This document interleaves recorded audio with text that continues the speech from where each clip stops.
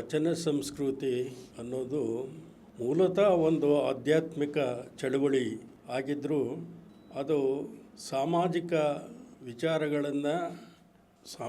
ವಿಚಾರಗಳ ಮೂಲಕವೇ ಆಧ್ಯಾತ್ಮಿಕ ಚಳುವಳಿಯನ್ನು ಕಟ್ಟಿದಂಥ ಒಂದು ಮಹತ್ತರ ಸಾಂಸ್ಕೃತಿಕ ಚಳುವಳಿ 12ನೇ ಶತಮಾನದಲ್ಲಿ ಕನ್ನಡ ನಾಡಿನಲ್ಲಿ ನಡೆಯಿತು.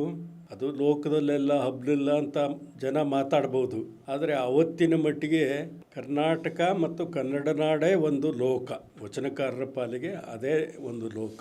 ನಾನು ವಚನ ಚಳುವಳಿಯನ್ನು ಅಥವಾ ಶರಣ ಚಳುವಳಿಯನ್ನು ನೆನಪು ಮಾಡಿದಾಗಲೆಲ್ಲ ಇವತ್ತಿಗೂ ಅದರ ಪ್ರಸ್ತುತತೆ ಏನು ಅನ್ನೋದನ್ನು ಕುರಿತು ಯೋಚನೆ ಮಾಡಿದರೆ 3 ಮೂಲ ತತ್ವಗಳು ಶರಣ ಚಳುವಳಿಯಲ್ಲಿ ಇವತ್ತಿಗೂ ಬಹಳ ಮುಖ್ಯವಾಗಬಹುದಾದಂತಹ ತತ್ವಗಳು.